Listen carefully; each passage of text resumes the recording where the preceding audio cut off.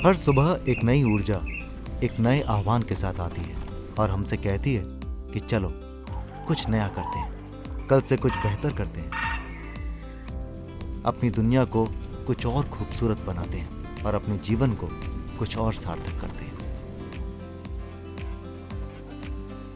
हमारे देश में एक कहावत है, अतिथि देवो भव, यानी मेहमान भगवान समान होता है।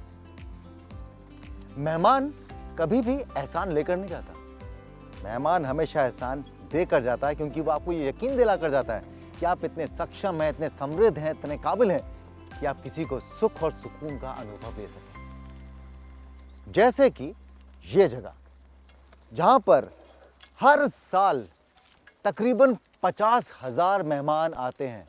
जी हाँ, 50,000 मेहमान आते हैं उड़ के। मैं बात कर रहा हूं माइग्रेटरी बर्ड्स की, पक्षियों की, जो यहां पर आते हैं। अब जरा सोचिए, हम हर साल अपनी मनपसंद जगह पर जाना क्यों पसंद करते हैं? क्योंकि इस जगह में कोई आकर्षण होता है, क्योंकि इस जगह की कोई खूबी होती है। तो इस जगह की क्या खूबी है, इस जगह का क्या आकर्षण है कि इतने सारे पक्षी यूरोप से, चाइना से, रशिया से यहां पर आते हैं? ये जानने के लिए मैं पहुंच गया हूं हैदरपुर वेटलैंड।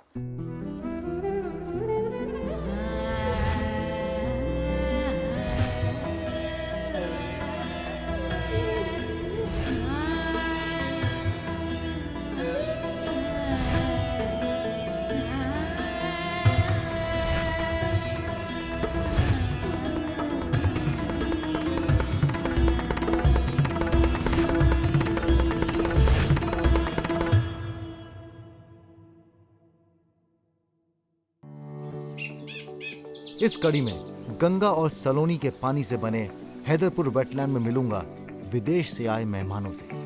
ये बर्ड्स रशिया से, यूरोप से, चाइना से हमारे देश में आती हैं वेकेशन के लिए। जाऊंगा महाभारत के विख्यात महात्मा विदुर के आश्रम।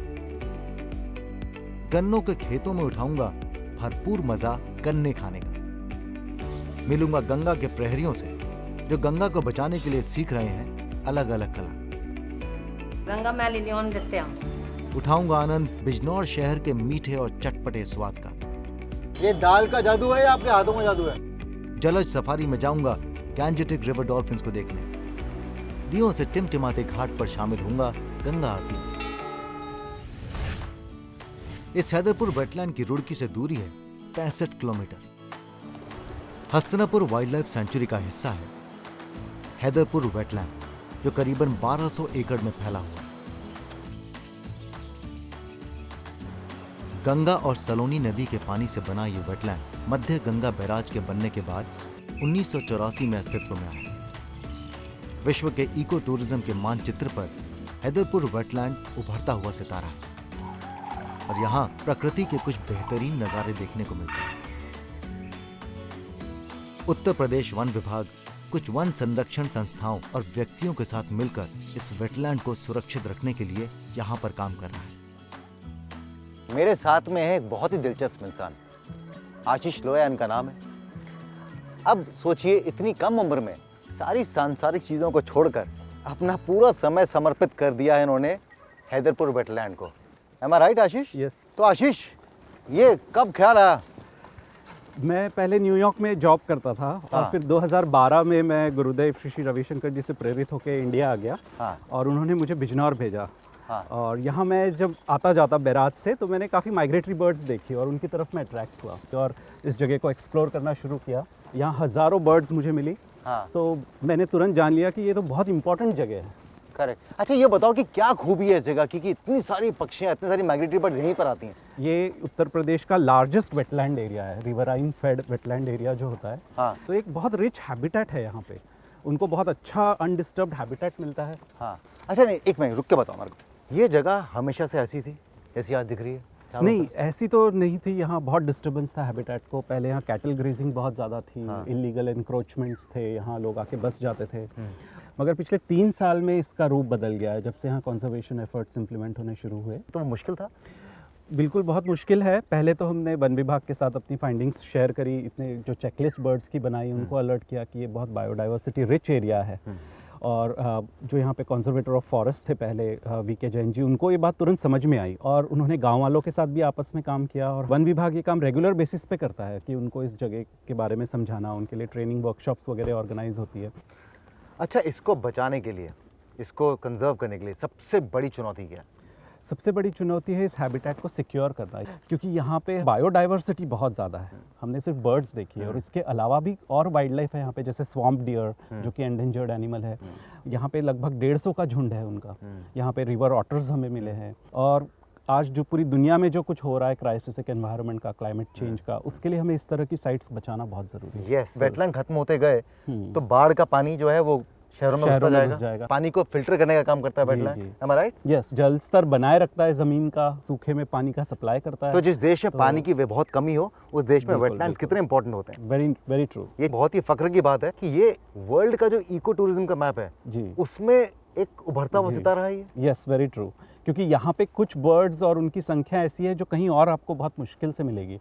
ये यूनिक चीज़ें हैं कुछ यहाँ पे, तो जो सिर्फ यहीं पे हैदरपुर वेटलैंड में आती है। ये सिर्फ हैदरपुर वेटलैंड के लिए फक्र की बात नहीं है, ये हमारे लिए भी फक्र की बात है कि ये बर्ड्स रशिया से, यूरोप से, चाइना से हमारे देश में आती हैं वेकेशन के लिए। परवाज़ पक्षियों की हो या हौसलों की, ऊंची ही अच्छी लगती है। और यहाँ तो परिंदे भी आसमान चूम रहे हैं और हमारे हौसले। एक सेकंड भाई साहब, इनसे तो बात हुई नहीं हमारे अभी तक। क्या नाम है आपका? अंकित। अंकित। अंकित इसी गांव के रहने वाले? हाँ। आप यहाँ क्या कर रहे हो? बर्डिंग। बर्डिंग कर रहे हो? हाँ। मतलब पक्षियों के बारे में जानना चाह रहे हैं। जानना चाह रहे हो आप? हाँ। कितना जान गए हो अभी तक आप? 180। अरे बाप रे बाप, ये तो आप लोग इनको ट्रेन कर रहे हो? हाँ जी। 180 पक्षियों को, चिड़ियों को पहचान लेते हो? हाँ। अच्छा, वो सामने जो व्हाइट कलर की है वो उसका क्या नाम है? बार-हेडेड गूज। यार ये तो हुई ना बात कमाल की। इतना तो मुझे और कौन सी है बताओ? कॉर्मोरेंट। अरे यार, इतने पढ़े लिखे तो हम भी नहीं है। मैंने इतने साल निकाली स्कूल कॉलेज में यार। और अच्छा लगता है जब वो उड़ उड़ के यहाँ पे आते हैं।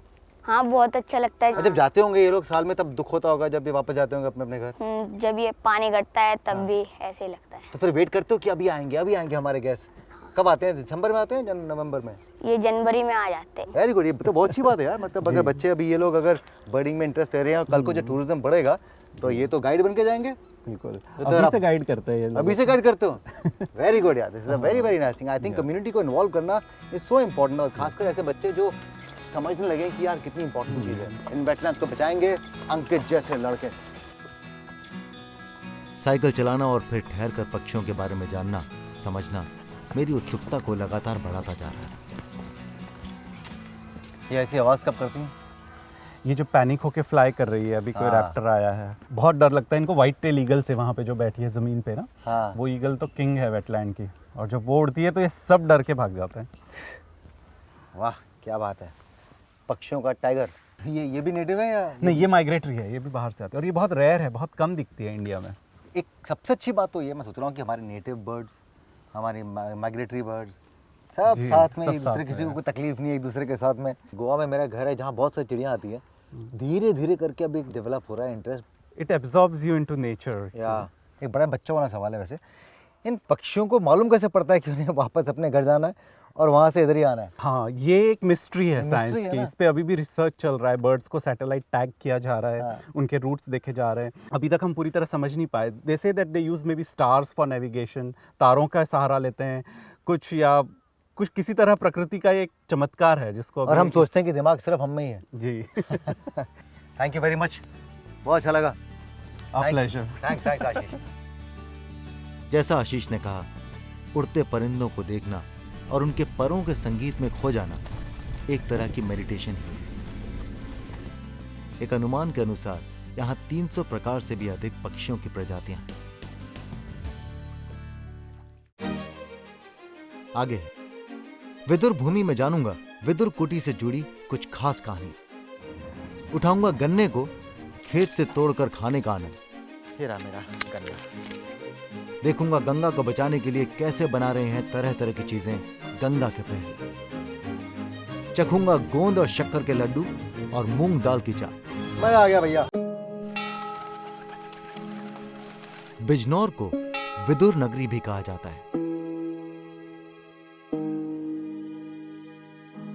बिजनौर शहर से करीबन 15 किलोमीटर दूर दारानगर में स्थित है महाभारत ग्रंथ के महात्मा विदुर का आश्रम। क्यों कहते हैं बिजनौर को विदुर नगरी, ये जानने के लिए मैंने समय लिया इसी गांव के प्रधान से। नमस्कार। नमस्कार जी। आज से 5500 वर्ष पूर्व महाभारत कालीन के दौरान जब दुर्योधन द्रौपदी का चीरहरण कर रहे थे, उस समय विदुर जी वहाँ के मंत्री थे, तो उन्होंने दुर्योधन का विरोध किया कि इस तरह से स्त्री का अपमान मत करो।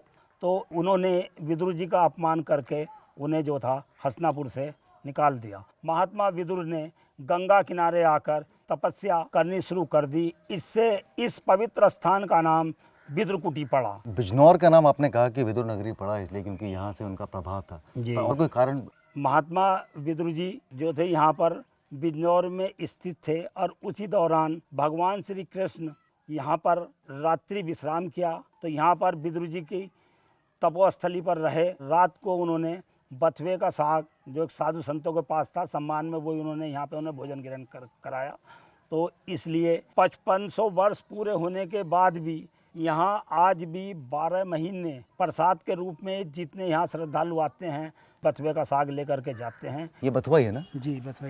तो ये ऐसे उगता है यहाँ पे जंगली? जी, यहाँ पे 12 महीने रहता है। ये विदुर जी की और कृष्ण भगवान की महिमा है। क्या बात है। बताइए, ऐसी मान्यता है कि सदियों साल पहले महात्मा विदुर ने श्री कृष्ण भगवान को साग खिलाया था बथुए का, और आज भी ये खिलाया जाता है।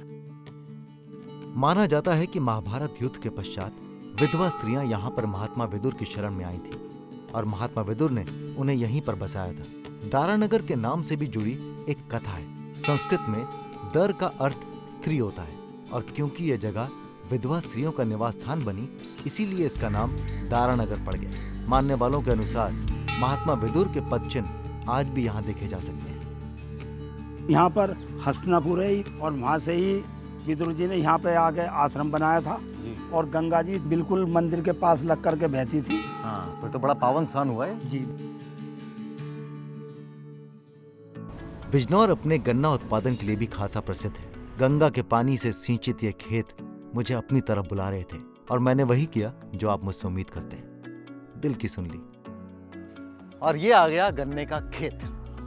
अब ढूंढना ये पड़ेगा कि कौन सा गन्ना खाने लायक है।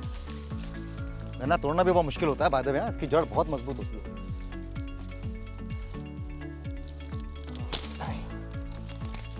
मुश्किल है, लेकिन इरादे मजबूत हो तो कुछ भी मुश्किल नहीं है। ये रहा मेरा गन्ना। चलिए।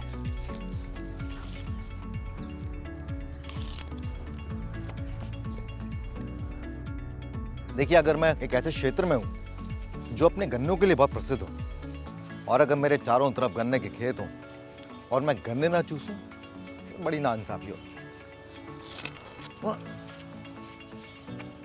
पुरानी यादें ताज़ा हो जाती हैं जब सर्दियों में धूप में गन्ने चूसा करते थे। लीजिए, गन्नों की बात की और गन्ने लेके आ गए। चाचा नमस्कार। चलिए चलिए। कहाँ ले जा रहे हैं गन्नों को? गन्ने को सेंटर पे ले जा रहे हैं। चाचा एक बात बताइए, गन्ना चूसने में मजा आता है? हाँ, चूसने में मजा। जूस पीने में मजा आता है? हाँ, चूसने में मजा आता है। जो मजा बहुत मजा आता है, वो जूस में नहीं है ना? ना ना, जूस में नहीं। दांत मजबूत होना चाहिए, हाँ, है कि नहीं? दांत मजबूत होने आप चूसते हैं गन्ना? चूस लेते हैं अभी। पक्का? हाँ, चलिए। चूस लेते हैं। खेत आपका कहाँ पे है? हाँ, खेत पीछे है, थोड़े आधा किलोमीटर पे। चलिए ठीक है, मैं उम्मीद करता हूँ कि आपकी खूब उपज हो। हाँ। आप मिठास बांटते रहें, हाँ। खूब धन कमाएं। ये गेहूं की फसल है और ये देखिए क्या मिल गया मुझे मिल गए हरे हरे मटर। ये मटर जितने स्वादिष्ट होंगे ना, इसका कोई जवाब नहीं। और यही मटर हमें मुंबई में 20 दिन बाद 25 दिन के बाद खाने को मिलेंगे। मेरा बस चले तो मैं पूरी बोरी भर के ले जाऊँ यहाँ से मटर। मेरे देश की धरती मटर उगले उगले हीरे मोती, मेरे देश की धरती।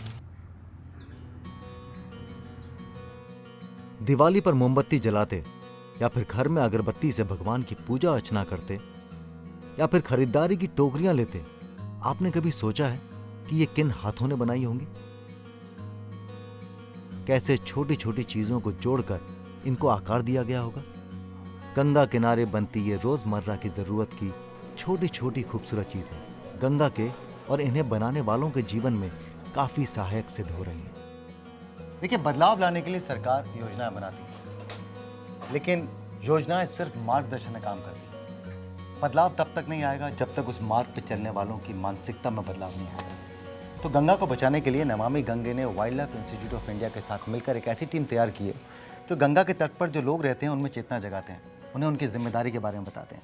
सही कहा मैंने जयमला जी? जी, जो हैदरपुर वेटलैंड यहाँ पे है उसके किनारे बसे गांव में काम कर रहे हैं। यहाँ पे जो लोग हैं उनको हम लोग जो गंगा में जलीय जीव रहते हैं उसके संरक्षण के विषय में इनको बताते हैं, इनको जागरूक करते हैं और ये इनको हम इस तरह से मोटिवेट करते हैं कि ताकि आगे चल के ये हमारे सहयोगी बने और लोगों को भी जागरूक करने में हमारी मदद करें। करेक्ट, जब तक लोग नहीं जुड़ेंगे तब तक वो बदलाव कभी आएगा नहीं। तो ये सब अलग अलग किस्म की चीजें सीख रही हैं। जी जी। मजा आ रहा है कि नहीं आ रहा है सीखने में? क्या कर रहे हैं ये लोग? ये तो अभी टोकरी बनाने का काम कर रहे हैं। यहाँ पे हम लोग आए तो हमने देखा कि यहाँ पे मूंज घास और कांस की जो घास है वो गंगा नदी के किनारे उपलब्ध है। अब हम इनको इसमें ट्रेन कर रहे हैं अलग अलग तरह की बास्केट बनाने के लिए। और देखिए कितनी सुंदर बास्केट बनाई है। जी। आप सब जानते हैं कि हम लोग क्या कर रहे हैं? आप और हम मिलके क्या कर रहे हैं?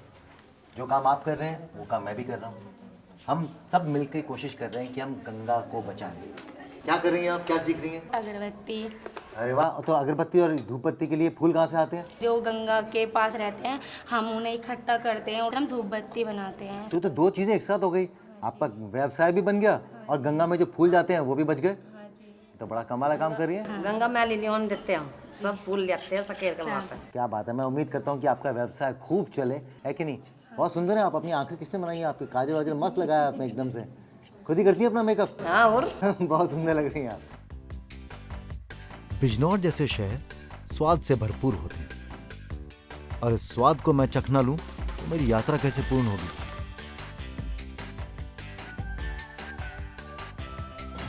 नमस्कार। नमस्कार जी। कैसे हैं आप? बढ़िया जी। तो देखिए, मैं बिजनौर आया था। जी जी जी सर। तो मैंने कहा इससे पहले बिजनौर छोड़ के जाऊँ, यहाँ से मुंह मिठा करके जाता हूँ कम से कम। क्यों और नहीं? मुझे किसी ने बताया कि आपके यहाँ गोंद के लड्डू बनते हैं, वो भी चीनी से नहीं बनते। जो शक्कर होती है हमारे पास जी, उस चीज़ के बनते हैं। गन्नों का क्षेत्र है पूरा, तो वो और अच्छे होंगे। जी जी जी। ये हैं वो आपके हाँ जी मशहूर हाँ गोंद जी के लड्डू। हाँ जी हाँ जी हाँ जी हाँ जी हाँ जी हाँ जी। क्या बात है। इम्यूनिटी बढ़ाने के लिए बहुत बढ़िया चीज़ है ये। तो हम कह सकते हैं ये सेहत का बॉम्ब है। जी जी जी जी है ना? जी जी। सेहत का बॉम्ब है ये गोंद का लड्डू।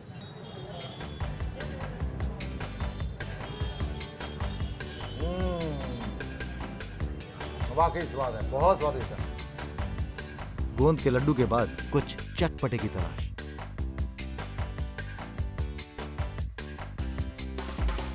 नमस्कार। नमस्कार भाई साहब। भैया, क्या बनाते हो ऐसा कि लोगों ने मुझे बोला कि यहाँ बिजनौर आए हो तो ये मूंग की दाल जरूर खा के जाइएगा। जी भाई साहब, मूंग की दाल होती है, ये चटपटी होती है, मसाले से तैयार होती है। मुझे मालूम सबसे अच्छी बात क्या लगी?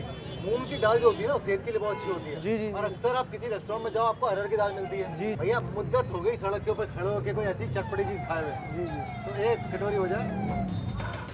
अंदर आपने दाल कच्ची रखी हुई है, अभी इसको चटपटी बनाओगे? जी बिल्कुल, उबली हुई दाल होती है केवल ये। जी यार, ये रेसिपी मुझे दोगे? जी भाई साहब, बिल्कुल बताएंगे। चटनी गई हरी और ये दाल तैयार हो गई।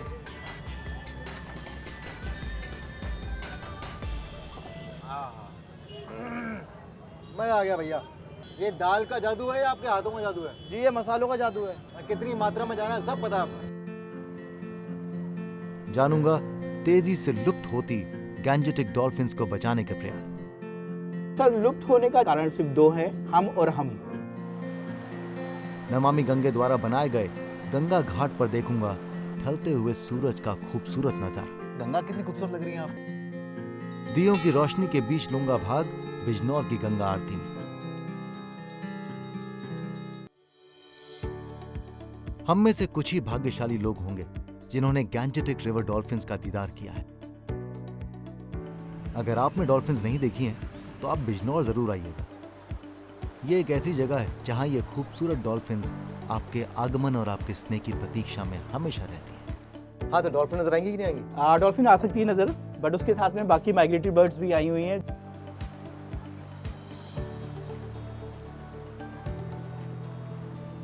अच्छा, ये बताइए मुझे कि डॉल्फिन्स को बचाने की जरूरत है, संरक्षण की जरूरत है? मेरे ख्याल से संरक्षण की इतनी ज़रूरत नहीं है जितना बहुत ज़्यादा संरक्षण की ज़रूरत आ रही है अभी।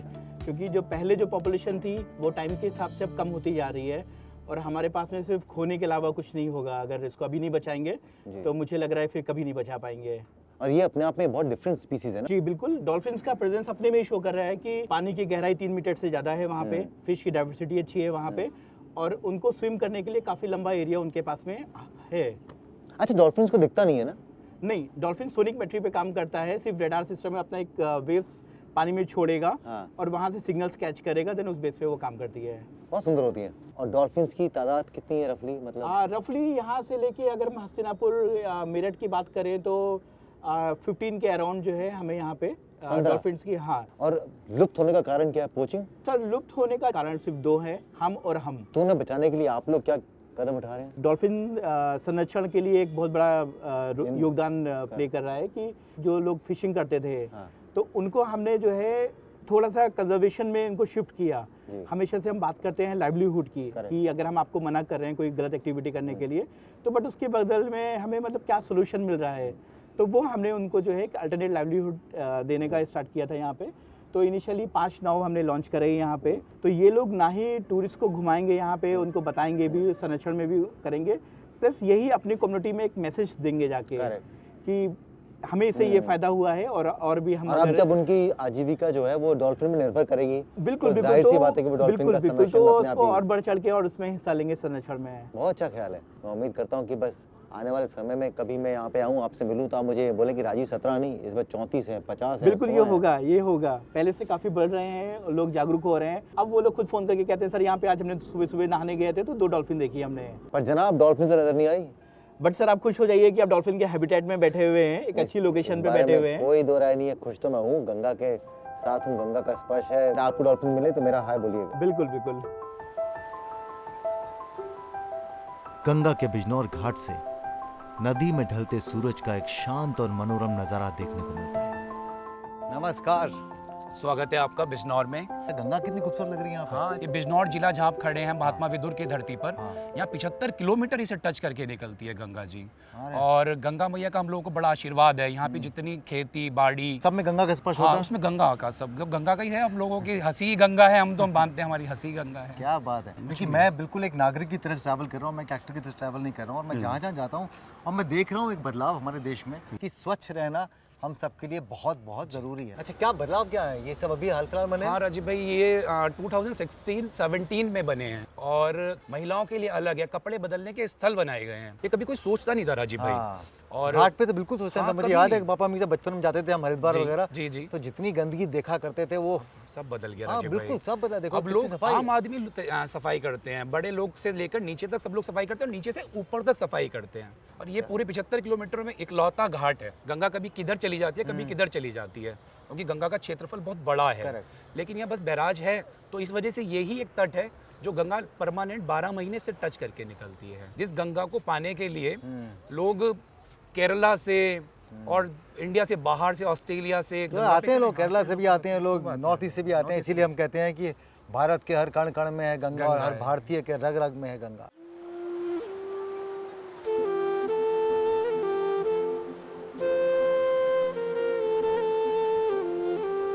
जलाकर अपने कर्मों का दिया रोशन कर दे तू ये धरा, व्यर्थ न चला जाए जन्म तेरा, सजा दे ये दुनिया तू भी सरा।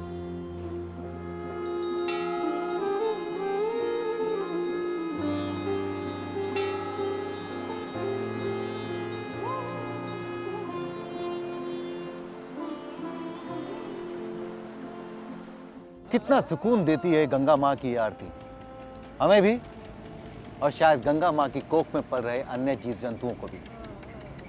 बस काश हम इंसान भी इन्हीं जीव जंतुओं को यही सुकून दे पाते। अभी कुछ दिनों पहले एक वीडियो सामने आया था जहाँ पर एक डॉल्फिन को कुछ युवक चाकुओं से, दरातियों से काट रहे थे, मार रहे थे।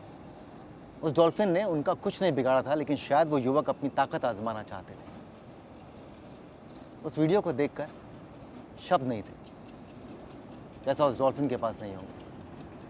तकलीफ हो रही थी जैसा उस डॉल्फिन को हो रही होगी, दर्द हो रहा था जैसे शायद उस डॉल्फिन को हो रहा था। लेकिन एक चीज़ जो उस डॉल्फिन को नहीं हो रही थी लेकिन हमें हो रही थी, वो थी शर्मिंदगी का एहसास। अपने से किसी कमज़ोर पर अत्याचार करने से अगर किसी को अपनी ताकत का अनुभव होता है तो शायद वो इंसान भ्रम में जीता है। क्योंकि ताकत किसी को गिराने में नहीं, ताकत किसी को उठाने में लगती है। ताकत किसी को मिटाने में नहीं, ताकत किसी को बनाने में लगती है। ताकत किसी को हराने में नहीं, ताकत किसी को जीतने में लगती है। कोशिश करके देखिएगा। मैं चलता हूँ, अगले एपिसोड में आपसे फिर मिलूंगा, लेकिन जा रहा हूँ इस उम्मीद के साथ कि अपनी ज़िंदगी में अगर किसी बेबस के सामने आप अपना हाथ उठाएंगे तो उसे दर्द देने के लिए नहीं, बल्कि उसका दर्द लेने के लिए। गुड नाइट, शुभ रात्रि, शब खैर।